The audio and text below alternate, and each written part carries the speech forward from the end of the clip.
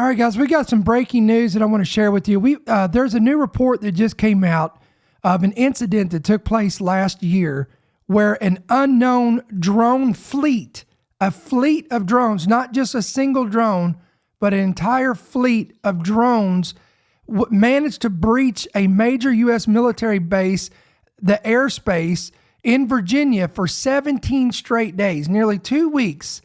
A fleet of drones managed to breach a major U.S. military airspace in Virginia. We're going to cover this today on today's episode. Let's get after it.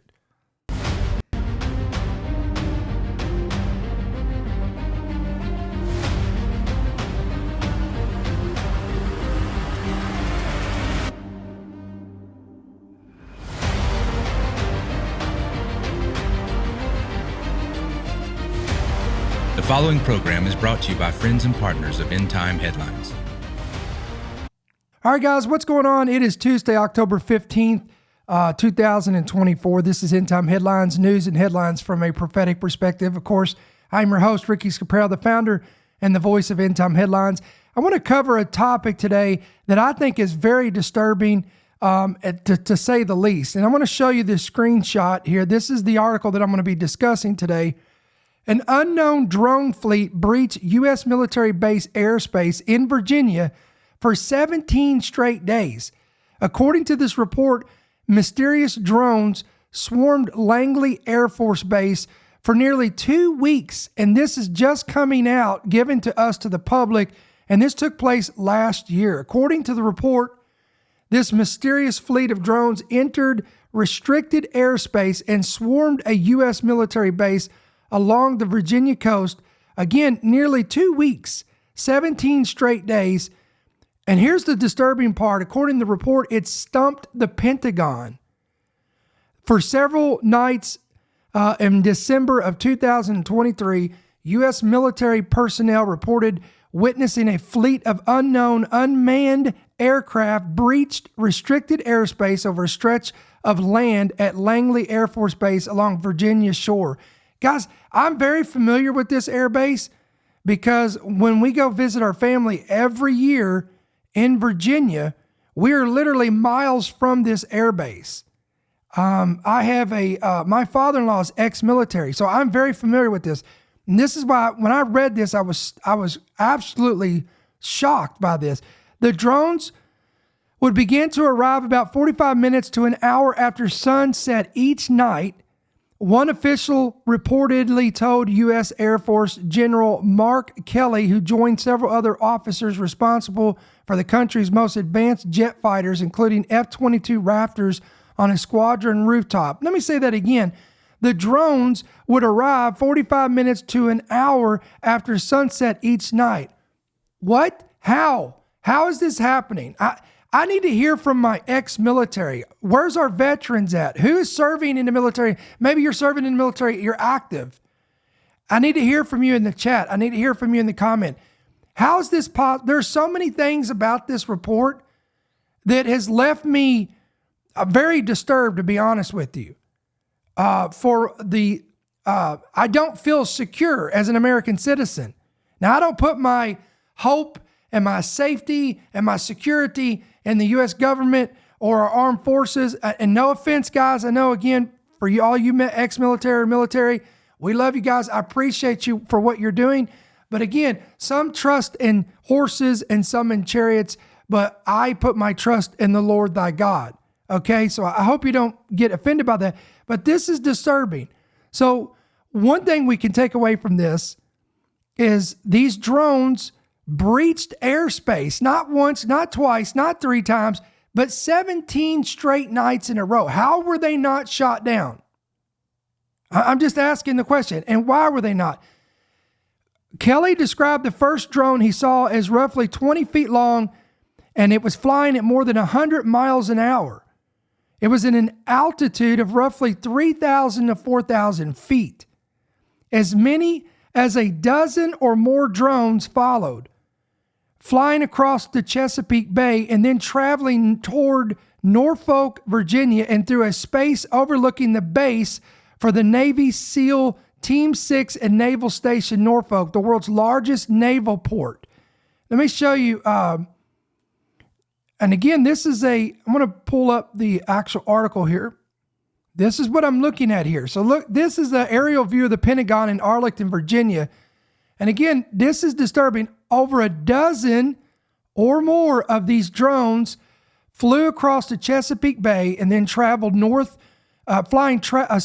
traveling toward Norfolk, Virginia through airspace overlooking the base for the Navy SEAL Team 6 and Naval Station Norfolk. Again, the world's largest naval port. The article says the officials could not determine if hobbyists or adversaries. How? You're telling me, with all the intelligence that we have, the military capabilities, technology, that we could not determine if this was hobbyists or adversaries? We couldn't tell if this was the likes of China or Russia? They said, according to the report, the officials could not tell who was responsible for the drone fleet. Reports of the matter reached President Biden and resulted in 2 weeks of meetings at the White House in December of 2023. Oh, I'm sure that went just great. Those meetings included the Defense Department, the FBI, and the Pentagon's UFO office. I'm telling you guys, this is going to be a bizarre story today. The meetings in the White House included the Defense Department, the FBI, and the Pentagon's UFO office. Did you know that the Pentagon had a UFO office? If not, now you do. Oh, and I'm going to show you some stuff here that's going to get even more bizarre. According to the report, Fox News reached out to White House and Department of Defense for a comment, and the Department of Defense referred Fox News to Langley Air Force Base for more information, but they did not immediately respond to an inquiry. Neither did the White House. 2 months before the drone fleet emerged in Virginia, 5 mysterious drones reportedly breached restricted airspace over a government nuclear weapons experiment site in Nevada. Is anybody else disturbed by this information? Oh, it gets even more bizarre. Like I said, 4 of the drones were detected by the Energy Department's Nevada National Security Site outside of Las Vegas, while the 5th was spotted by employees, according to the Journal. The facility has reportedly since upgraded its detection system, but officials have not determined who was behind the breach. Here's a novel idea. Shoot the stupid thing out of the sky. Are you flipping kidding me, guys? But this should not be surprising to you, because this same administration had no problem with the Chinese spy balloon, a Chinese spy balloon. I'm using air quotations for you guys listening by Apple or by Spotify. We let a Chinese spy balloon hover halfway across our country before we ever shot it down. God only knows how much intelligence it gathered, and it flew right over sensitive sites, military sites. So we've got that. Now we've got drones entering and breaching sensitive airspaces, military airspaces, and none of these are being shot down. So not a single one of these drones was ever terminated, captured, shot down, nothing. So you're telling me for 17 straight days, our U.S. government, our military, allowed these drones just to fly at will, unmanned. No one knows where they're from. Are they hobbyists? Are they foreign? What are they? Who are they? They've got the UFO task team in there. In fact, it gets even more bizarre. Let me show you this. This is from the Daily Mail. Quote, drone swarms targeting U.S. military bases are operated by mothership. What? Drone swarms that have been targeting U.S. military bases, because this is not the first and second incident. This has been going on for a while. According to a top Pentagon official, this is not a blogger. This is not a YouTuber saying this. This is not a UFO conspiracy theorist saying this. This is a top Pentagon official claiming that the main source of drones swarming and targeting U.S. military bases are all operated by and I quote, mothership UFO. According to a retired senior Pentagon official, he has confirmed that UFO motherships, plural tense, were spotted releasing swarms of smaller craft, adding further mystery to the still unexplained intrusions over multiple U.S. military bases. His statements come amid the release of 50 pages of Air Force records related to provocative drone insertions that the general calls, quote, close encounters at Langley. For at least 17 nights, again back in December. I don't want to rehash all this, but I do want to give a description that was given here that the other report didn't. They're calling these small UFOs. Now, the Fox report called them drones, unmanned drones. This report, or at least the UFO task force that's in the White House, they're calling this something else. They're calling these unidentified flying objects or unidentified aerial phenomena. They were seen at dusk. Look at this, moving at rapid speeds. Is this why they were not detected? I'm just throwing this out there, guys. I'm asking a question. Could this be why they, because I'm asking, it's the same question everybody else is. Why were they not, captured, shot down, destroyed? But according to this report, they were moving at rapid speeds and displaying flashing red, green, and white lights, penetrating highly restricted airspace over Langley Air Force in Virginia. Could it be possible that they had some kind of a cloaking device where they go undetected? Were they moving like those tic tac UFOs that were breaking all conventional speed records? And they just could. So there was no way they could be captured. According to a senior ex-Pentagon security official, Chris Mellon, who told DailyMail.com, this was, quote, a part of a much larger pattern affecting numerous national security installations. Now I'm gonna pull away here, guys, and I got a little video here I want to show you, and we'll go back and forth here. A recent drone activity over U.S. military airspace is fueling questions on what's being done to monitor such aircraft. U.S. Air Force officials confirming several unmanned drones flew over Langley Air Force Base in Virginia back in December. So apparently this is actual footage that you're watching here. So we can see the blinking lights. It's been brought up at congressional hearings twice just this month alone. In one exchange, Senator Mark Kelly questioned the Joint Chiefs chairman on why and how these drones got so close to sensitive military airspace. Take a listen. One of the things we have to continue to work on is to continue to understand the technology that's moving forward and then move at the same pace as it was highlighted. We do have to move faster. And so it's an area that we collectively have to continue to work on, not only here in defense here in the United States, but also at our forward locations where we have many of our service members deployed. And this issue is the topic of the latest episode of one of our new podcasts. And right now, the link to Reality Check with Ross Coulthart is live. Just take out your phone, scan this QR code right here at the bottom of your screen, or visit News Nation's website or our YouTube page to get that link. But joining me now is Reality Check host and News Nation special correspondent Ross Coulthart. Ross, good to have you this morning. In your latest episode, you interview a witness to the mysterious drones that flew over Langley Air Force Base. Let's take a listen to what he had to say first. Kind of confirmed to me that it was Langley when I would sometimes see a searchlight that would start flashing from the ground and kind of wave back and forth, never really focusing on any of them as they went past, but just kind of like just waving back and forth. The orbs, I would say. Now, again, he called them orbs, drones, orbs, UFOs. We're getting a lot of conflicting reports here. What are these guys? This is important that you get this language right. We need to know this. He looked about car-sized, just from that distance.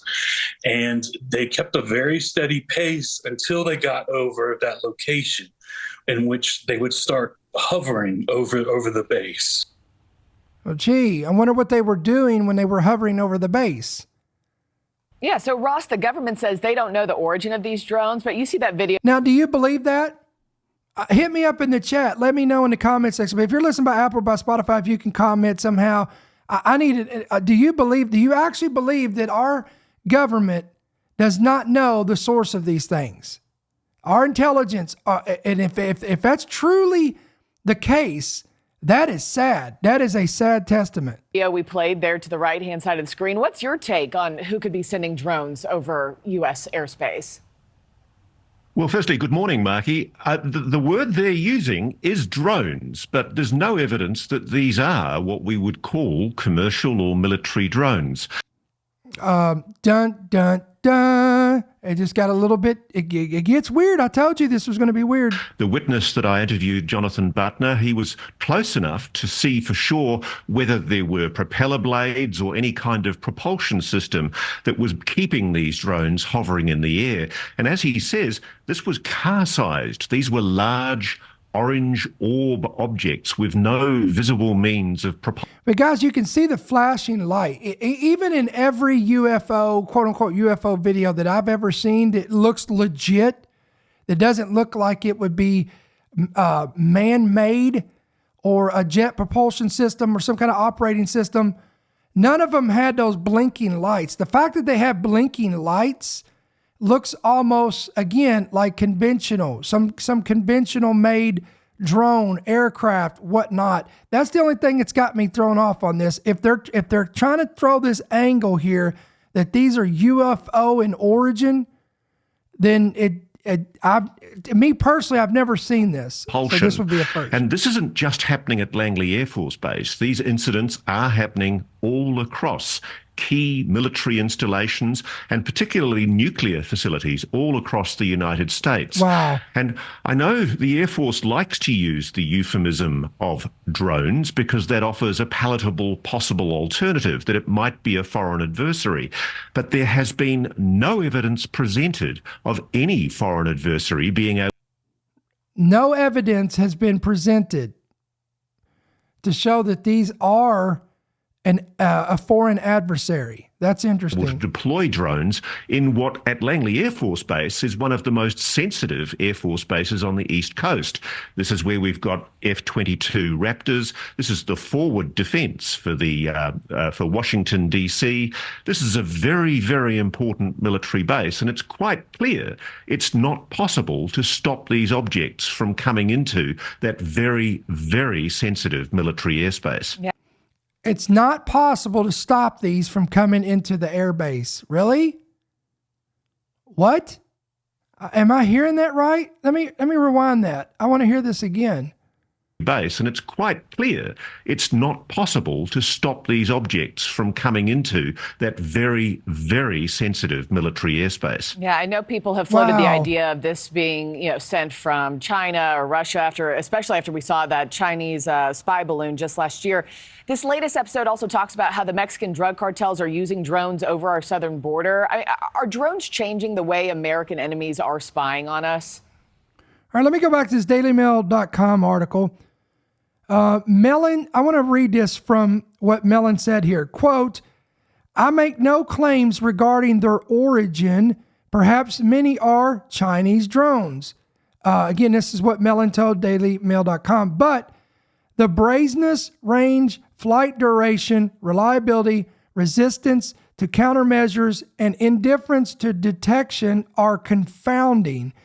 In some cases, quote, motherships have been reported. Wow, these motherships were extremely fast, larger vehicles that had been observed collecting or releasing swarm of smaller craft. Now, guys, if let's just say if this is a foreign invader that's doing this, if this is a foreign nation that's doing it, I would venture to say, and again, I know this is going to sound like the mainstream media, but China appears to fit the bill. Now, the reason why I say this, let me show you this article. This is why. Quote, and again, this was last year in September when this was reported. But listen to this headline. FBI tracks over 100 incidences of Chinese nationals posing as tourists to what? Breach U.S. military sites. All right, let's check this out. Just recently, we've received some new information that there have been instances, more and more instances, of Chinese nationals posing as tourists attempting to breach U.S. military bases. And the people allegedly responsible are being called gate crashers. The Wall Street Journal reports that the Pentagon, the FBI, and the Defense Department have tracked dozens of these incidents in recent years. U.S. officials saying the growing number of intrusions represents an espionage threat. Emily Finn is here with those details.